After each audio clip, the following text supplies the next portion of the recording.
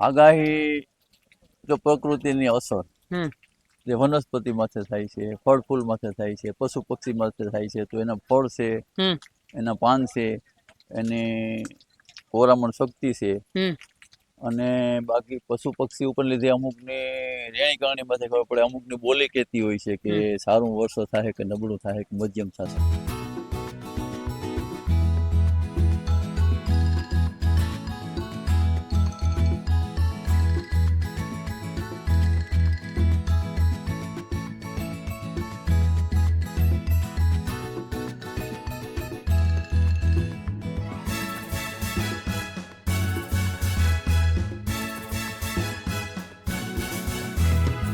નમસ્કાર મિત્રો, કૃષિ મૂલમ જગત સર્વમ, ખેતી એ જગતનો મૂળ છે. હું અશોક ભીમાણી કૃષિ ગુજરાત યુટ્યુબ ચેનલમાં આપ સૌ ખેડૂત મિત્રોનું હાર્દિક સ્વાગત કરું છું. વર્ષા વિજ્ઞાનના પરિસંવાદમાં જુનાગઢ કૃષિ યુનિવર્સિટીમાં આજે આપણી સાથે ઘણા બધા આગાહીકારો છે. તો એમાંના એક આગાહીકાર છે ભીમાભાઈ ઓડેદરા, કે જે છેલ્લા 50 વર્ષથી આગાહી કરે છે અને એમની આગાહી છે એ સચોટ હોય છે. તો સંપૂર્ણ એમની સાથે તમને મુલાકાત કરાવીશ, તો વિડીયોમાં છેલ્લે સુધી બન્યા રહેજો. તો સૌપ્રથમ તો રામ રામ કાકા. રામ રામ રામ રામ. સૌપ્રથમ તો તમારો પરિચય થોડોક આપો અમારા ખેડૂત મિત્રોને. મારું નામ ભીમા ઓડેદરા, પોરબંદર જિલ્લો, કુતિયાણા તાલુકો, ખેડ વિસ્તારમાં રહીએ. અહીં જુનાગઢ કૃષિ યુનિવર્સિટીમાં દર વર્ષે એક વર્ષા ઋતુ કેવી રહેશે એના પૂર્વ અનુમાન માટે એક સેમિનાર યોજાય છે.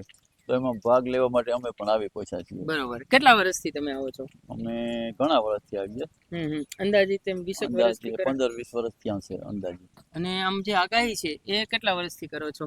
આગાહી તો ઘણા વર્ષથી કરું છું, કારણ કે મને શોખ હતો. મારા બાપા કરતા જોતા અને મને શોખ હતો. લગભગ 50 વર્ષ થયા છે. 50 વર્ષથી આગાહી કરો છો. પ્રથમ તો એ વાત કરીએ કે તમે જે આગાહી કરો છો એ શેના આધાર ઉપર આગાહી કરો છો? આગાહી જો પ્રકૃતિની અસર જે વનસ્પતિ માથે થાય છે, ફળ ફૂલ માથે થાય છે, પશુ પક્ષી માથે થાય છે, તો એના ફળ છે, એના પાન છે, એની કોરામણ શક્તિ છે, અને બાકી પશુ પક્ષી ઉપર લીધે અમુકની રેણી કરણી માથે ખબર પડે, અમુકની બોલી કહેતી હોય છે કે સારું વર્ષો થાય કે નબળું થાય કે મધ્યમ થશે, ને અમુકના વર્તમાન ઉપરથી અનુમાન આવી શકે છે.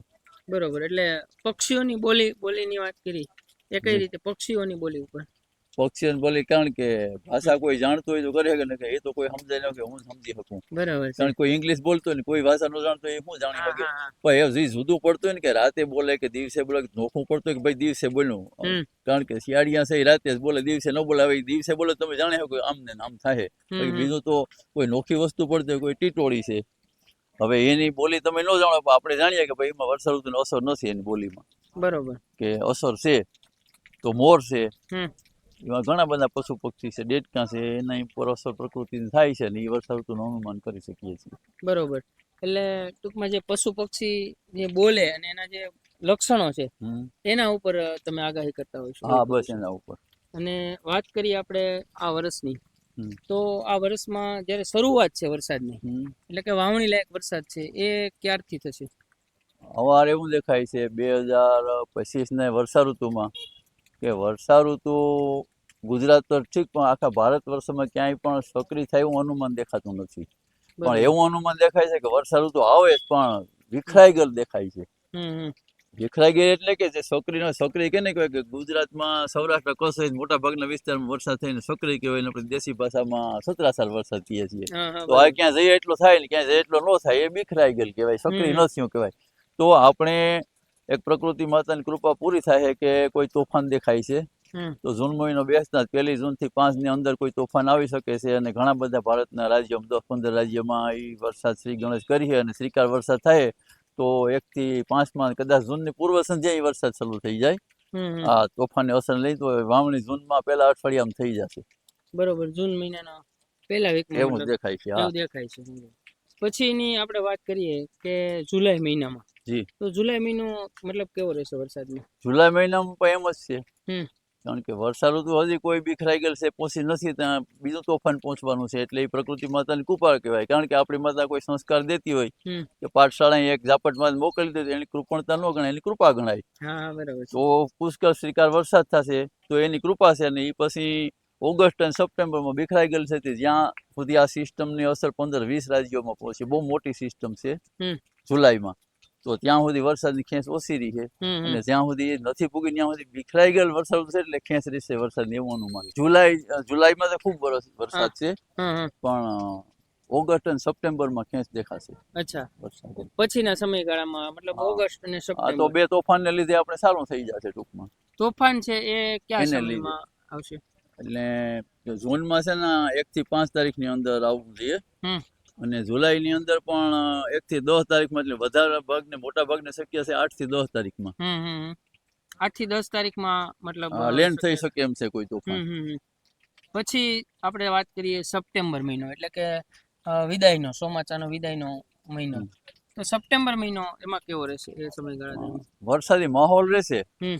પણ અવારના વરસાદમાં પવનનો જોર વધુ રહેશે, એટલે વરસાદ તો ક્યાંય જઈએ એટલો ને ક્યાંય ઓછો થાય એમ જ થશે. વરસાદ શ્રીકાર વરસાદ નહીં થાય. બરોબર, આખું એવું મતલબ દેખાય બેચરાઈ જશે. હા, એવું છે.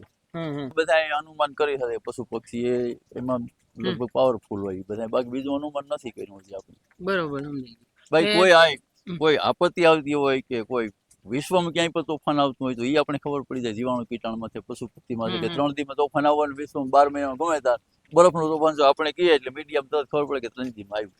બરોબર, એ આપણે વાડીએ બેઠા બેઠા ખબર પડી જાય પશુ પક્ષીની જીવાણુ એના કીટાણુમાં છે. લક્ષણો ઉપર, એના જ્યારે લક્ષણો જે ઉપર. સમયગાળામાં આવતું એ સમય ઉપર. એટલે 12 મહિનામાં ગમે ત્યારે આવી શકે તોફાન. અચ્છા. બરફનું તોફાન આવે, હા.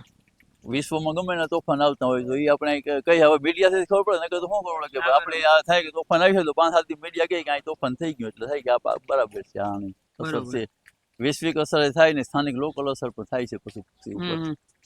તો ખૂબ સરસ ભીમાભાઈ ઓડેદરાએ જે માહિતી આપી ચોમાસાની, એ બદલ એમનો ખૂબ ખૂબ આભાર.